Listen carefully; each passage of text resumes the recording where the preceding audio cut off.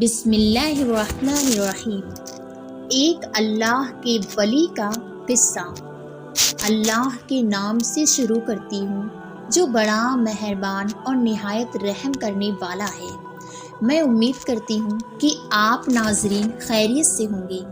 حضرت سیدنا ابو عباس مؤدب رحمۃ اللہ علیہ فرماتے ہیں کہ میرے ایک ہاشمی پڑوسی کے معاشی حالات ٹھیک نہ تھے۔ انہوں نے ایک واقعہ سنایا کہ ان کے یہاں بچے کی ولادت ہوئی تو گھر میں کوئی ایسی چیز نہ تھی جو اپنی زوجہ کو کھلاتا۔ اس کی بیوی نے اس سے کہا کہ میرے سرتاج، آپ میری حالت و کیفیت سے خوب واقف ہیں۔ اس وقت مجھے غذا کی سخت ضرورت ہے تاکہ میری کمزوری دور ہو جائے۔ اب میں مزید صبر کرنے کی طاقت نہیں رکھتی، خدارا کچھ کیجیے۔ اپنی زوجہ کی حالت دیکھ کر وہ بے تاب ہو گئے اور عشاء کی نماز کے بعد ایک دکاندار کے پاس گئے۔ وہ اکثر اس دکاندار سے غلہ وغیرہ خریدتا تھا۔ اس دکاندار کا اس پر قرض بھی تھا۔ اس نے دکاندار کو گھر کی حالات بتائی اور کچھ سامان خرد نوش طلب کیا اور کہا کہ میں جلد ہی اس کی قیمت ادا کر دوں گا، لیکن دکاندار نے صاف انکار کر دیا۔ اس کے بعد وہ ایک دوسرے دکاندار کے پاس گیا اور اپنی حالت سے آگاہ کر کے کچھ چیزیں طلب کی، لیکن دوسرے دکاندار نے بھی صاف انکار کر دیا۔ الغرض جس سے کوئی امید تھی وہ ان سب کے پاس گیا، لیکن کسی نے اس کی کوئی مدد نہ کی۔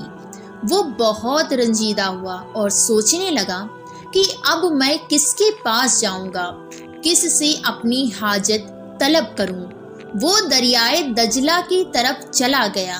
ایک ملاح نے اس کو دیکھا جو اپنی کشتی میں بیٹھا مسافروں کا انتظار کر رہا تھا۔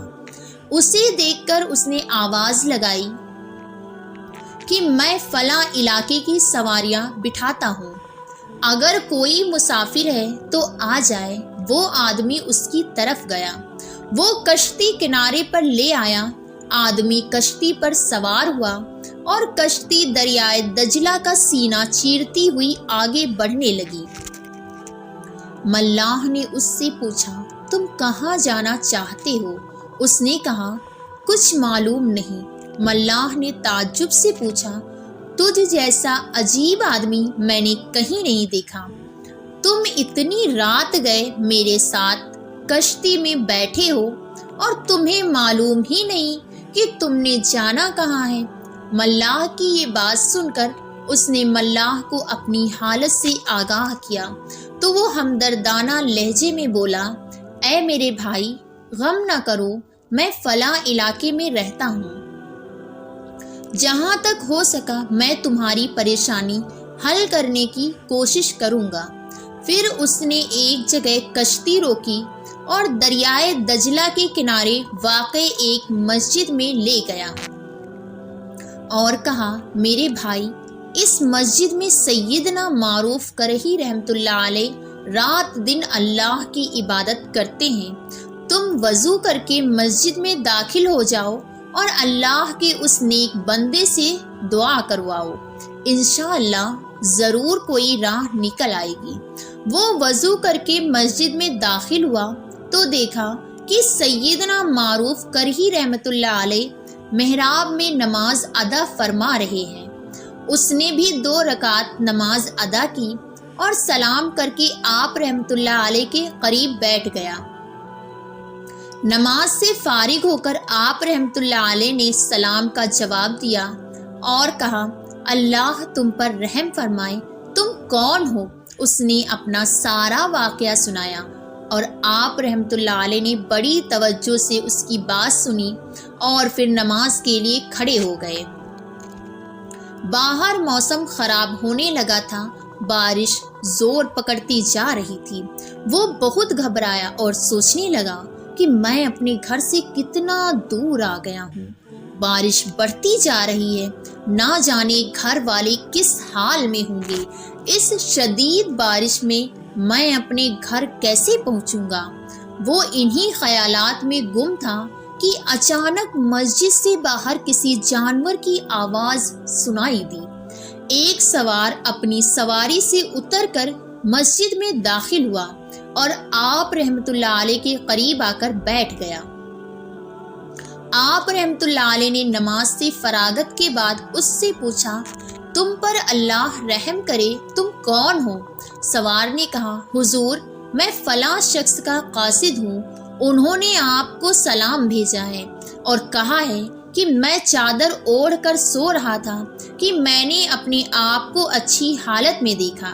میں نے خوبصورت خواب دیکھا ہے اور اپنے اوپر ایسی رحمت کی برسات دیکھی ہے کہ اللہ کا جتنا شکر ادا کیا جائے کم ہے۔ میں آپ کی بارگاہ میں کچھ نذرانہ پیش کر رہا ہوں، اسے قبول فرما کر مجھ پر احسان فرمائیں۔ آپ جسے مستحق سمجھیں یہ ساری رقم اسے عطا فرما دیں۔ قاصد کا پیغام سن کر آپ رحمت اللہ علیہ نے فرمایا، یہ ساری رقم اس آدمی کو پیش کر دو۔ قاصد نے کہا، حضور یہ 500 دینار ہیں۔ فرمایا، ہاں، سب کے سب اسے دے دو۔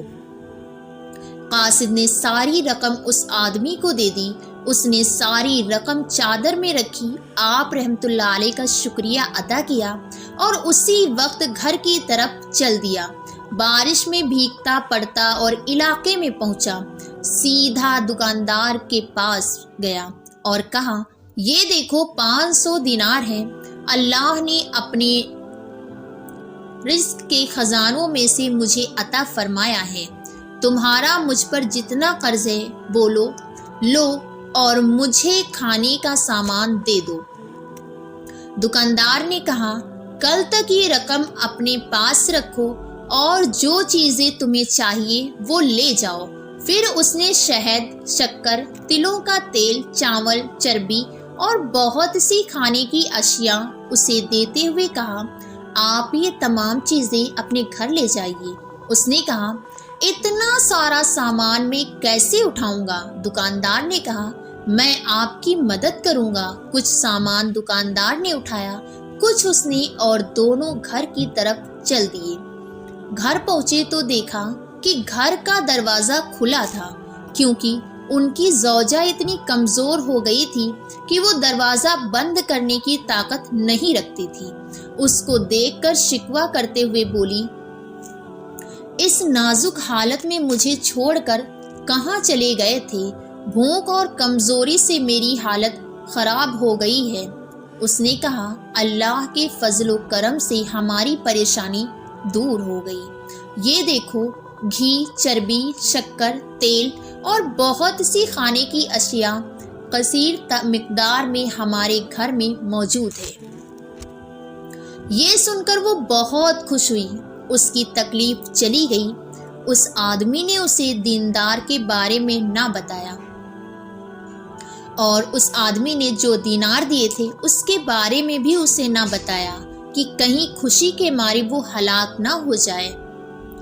کھانا تیار ہوا، سب نے کھانا کھا کر خدا کا شکر ادا کیا۔ صبح کو اس آدمی نے اپنی بیوی کو وہ سارے دینار دکھائے اور سارا قصہ سنا دیا۔ وہ بہت خوش ہوئی اور غیبی امداد پر اللہ تعالیٰ کی پاکی بیان کی۔ پھر ان دونوں نے کاشت کے لیے کچھ زمین خرید لی تاکہ اس سے حاصل شدہ آمدنی کے ذریعے ان کے خراجات پورے ہوتے رہیں۔ اس طرح کچھ ہی عرصے کے بعد حضرت معروف کرہی رحمت اللہ علیہ کی برکت سے اللہ نے ان کی تنگ دستی اور مفلسی دور فرما دی اور وہ دونوں خوشحال زندگی گزارنے لگے۔ اللہ پاک آپ رحمت اللہ علیہ کو ان کی طرف سے جزائے خیر عطا فرمائے، آمین یا رب العالمین۔ میرے محترم عزیز ناظرین، کہتے ہیں کہ جب آپ کی دعائیں قبول نہ ہو رہی ہوں تو دعائیں مانگنے کا طریقہ تبدیل کر کے دیکھیے، کسی اور سے دعا کروائیے۔ کہتے ہیں کہ اگر تمہاری دعائیں قبول نہیں ہوتی ہیں تو اس منہ سے اپنے لیے دعا کرواؤ جس منہ سے تم نے گناہ نہیں کیا، یعنی کہ دوسروں سے اپنے لیے دعا کرواؤ، اور ہمیں چاہیے کہ ہم اللہ والوں کا دامن پکڑ لیں، ان لوگوں کا دامن پکڑ لیں جو اللہ کے نیک بندے ہوں، جو اللہ کے قریب ہوں، ان کی صحبت اختیار کریں اور ان سے اپنے لیے دعا کروائیں۔ انشاءاللہ ان کی دعا ضرور قبول ہوگی۔ میں امید کرتی ہوں کہ آپ ناظرین کو ہماری ویڈیو پسند آئی ہوگی۔ مزید ایسی ویڈیو دیکھنے کے لیے ہمارے چینل کو سبسکرائب کریں۔ پھر ملتے ہیں بہت جلد ایک نئی تاریخی، تحقیقی اور معلوماتی ویڈیو کے ساتھ۔ منزل سے آگے بڑھ کر منزل تلاش کر، مل جائے تجھ کو دریا تو سمندر تلاش کر، پھر شیشہ ٹوٹ جاتا ہے پتھر کی چوٹ سے، پتھر ہی ٹوٹ جائے وہ شیشہ تلاش کر۔ سجدوں سے تیرے کیا ہوا صدیاں گزر گئیں، سجدوں سے تیرے کیا ہوا صدیاں گزر گئیں، دنیا تیری بدل دے وہ سجدہ تلاش کر۔ السلام علیکم ورحمۃ اللہ۔